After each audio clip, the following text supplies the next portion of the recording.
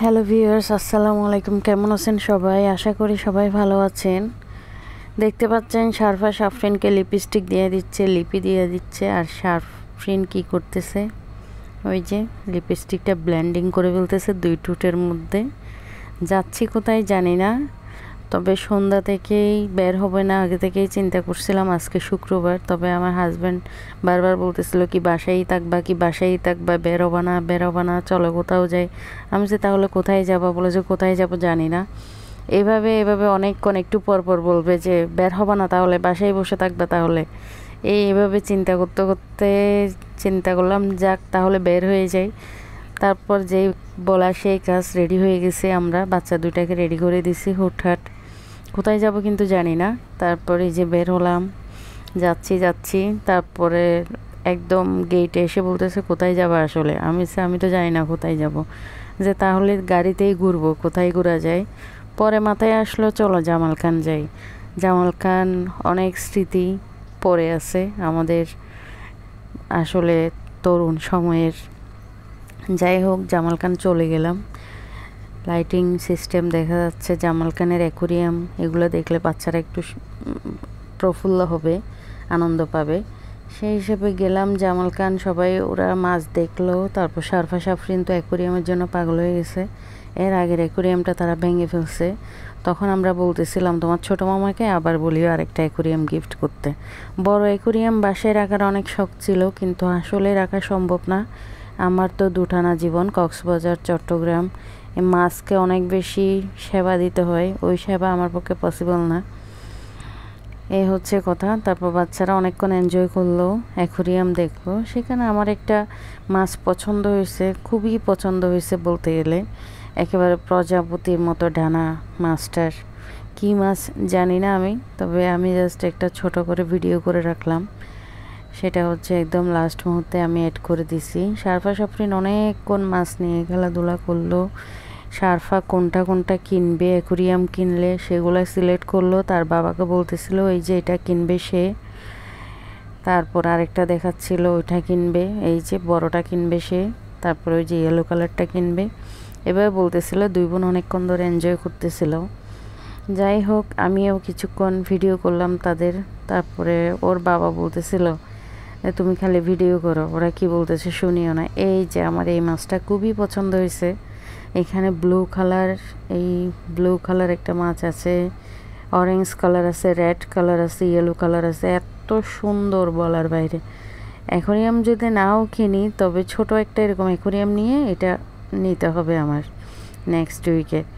এদিকে বাবা মেয়ে তিনজনেই বাদাম খাচ্ছিল, বোট খাচ্ছিল, বসে বসে গল্প করতেছিলাম আমরা। অনেকক্ষণ এভাবে সময় কাটালাম, প্রায় 1 ঘন্টা মতো। ভাবছিলাম বীর চট্টগ্রাম যাব, কিন্তু গিয়েও লাভ নেই, কিছু খেতে পারবো না। আমরা নাস্তা পানিও করলাম। তারপর হচ্ছে চিন্তা করলাম বার্গার খাবো। কুয়ারপাড়ের বার্গারটা কিন্তু অনেক টেস্ট। এটা খাবো যখনই বললাম, আমার হাজব্যান্ড বলল যে কুয়ারপাড়ের বার্গারের চেয়ে আরেকটা মজার জায়গা আছে, সেখানে নিয়ে যাই চলো। সেখানে নিয়ে যাই বলতে বলতেই চলে আসলাম। এই যে এটা হচ্ছে কাজীরদেউরি স্টেডিয়ামের ওপারে। এখানে হচ্ছে পতেঙ্গা জাংশন একটা রেস্টুরেন্ট খুলছে হল 24-এর পাশেই। সেখানে চলে আসলাম। তারপরে মনে হয় পতেঙ্গা সি বিচে যেভাবে ক্রিস্পি পেঁয়াজুগুলা দেয় সেগুলো হয়তো পাওয়া যাবে। তারপর আমরা মেনুটা দেখতেছিলাম, মেনুটা দেখে অর্ডার করে দিলাম একটা পেঁয়াজু ফার্স্টে, বাচ্চারা একটু খাবে। পেঁয়াজু অর্ডার করার পরে চিন্তা করলাম কি করব, তাহলে একটা উইংস, 6 পিসের একটা উইংস, গ্রেভি উইংস আর কি, সসি একটু, সেটা অর্ডার করলাম। সেটা খাবো, বাচ্চারাও পছন্দ করছে, আমরাও খেলাম হালকা পাতলা নাস্তা, কারণ হচ্ছে বাসায় গিয়ে আমাদের খাবার খেতে হবে। আমি রান্নাবান্না সব কিছু করে রাখছি। বের হওয়ার কোনো ইচ্ছা ছিল না, আগেই তো বললাম।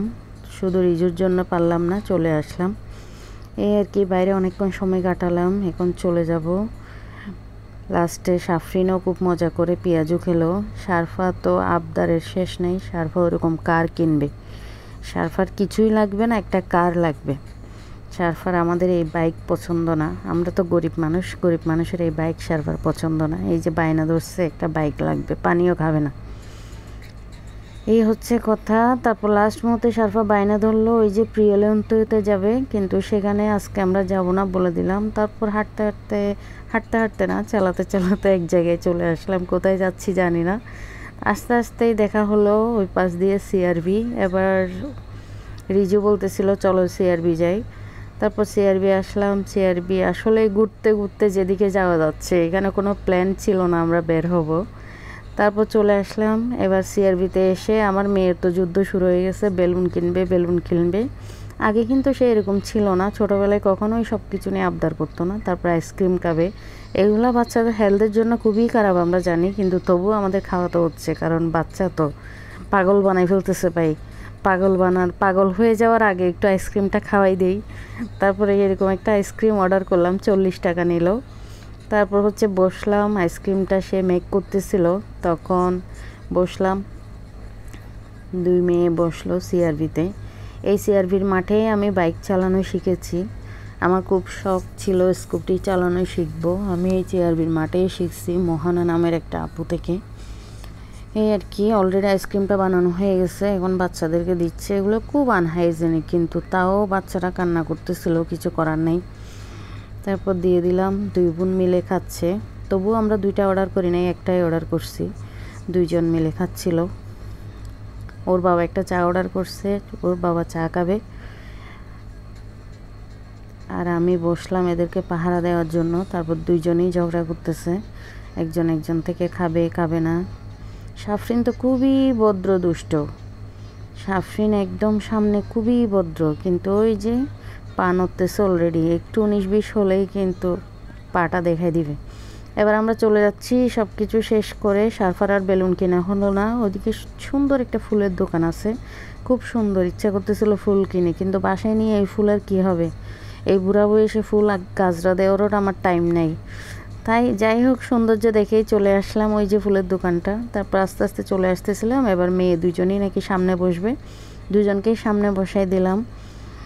এভাবে প্রকৃতির সৌন্দর্য দেখতে দেখতে আমরা চলে আসতেছি, কোনো প্ল্যান ছাড়া বের হলাম।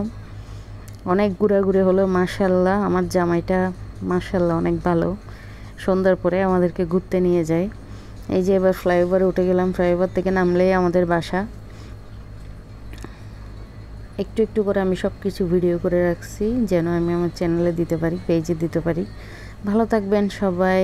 বাসায় চলে আসছি অলরেডি, আল্লাহ হাফেজ। এবার বাসায় এসেও চার নেই, তারা কি করবে, চকলেট কিনবে। ওই যে সারফা চকলেট অর্ডার করতেছে, চকলেট কিনবে। আল্লাহ হাফেজ।